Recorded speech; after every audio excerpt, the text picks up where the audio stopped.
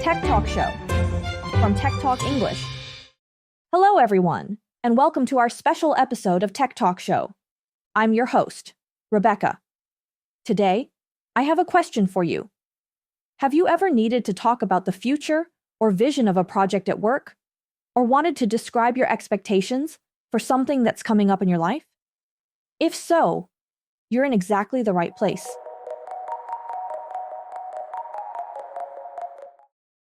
In this episode, we'll learn how to talk about the future outlook in English.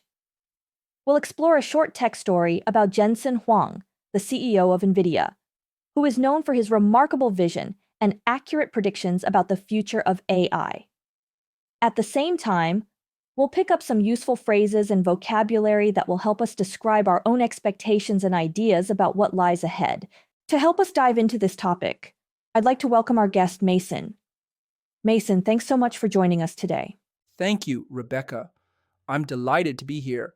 I anticipate a really fun conversation, especially when we talk about predicting the future in tech. I'm excited too. I hear you have a story about Jensen Huang and one of his interviews from a few years ago. Could you share that with us? Absolutely.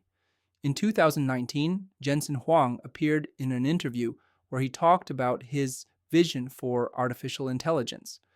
He introduced the idea of something he called AI search, or AI summary, suggesting that an AI agent could read a large number of documents, summarize them, and even carry on a conversation.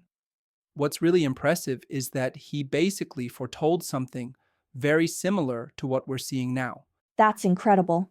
Let's actually listen to a short clip from that interview to hear his predictions in his own words. Sure thing. Here it is. The thing that I would say that in the next 5 years, a couple of things I expect to have tremendous breakthroughs. And we talked about it at the beginning. I expect that natural language processing will surprise everybody. Our ability to have an agent go off and read a whole bunch of documents, summarize it for us, is going to be fantastic. Our ability to, the next time we do search, not only would it give us a whole body of links, it will actually come back and summarize what it learned, and then give me a body of links if I wanted to go learn some more. Wow. Jensen's insights are truly impressive. He practically predicted the rise of these powerful AI searching agents. He really did.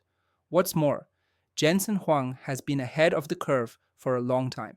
In the early 2000s, when most of the tech industry was focused on CPUs, he spearheaded the development of GPUs. About 18 years ago, he launched CUDA, which let developers use graphics cards for general computing tasks. That decision paved the way for the AI era we're living in now. It sounds like Jensen has always seen a bright future for GPU technology. This is a perfect example of someone who can anticipate trends in the long run. Exactly. When we talk about the outlook for AI today, it's easy to see how his predictions have shaped strategies at so many companies. His foresight has made him one of the most influential figures in the tech world. Now, before we wrap up, let's recap some of the useful phrases we've used for describing the future or projecting what's to come. We've mentioned I expect and I anticipate, both of which suggest that you see something happening in the future. We've also said I foresee and I see a bright future for, to emphasize a positive projection.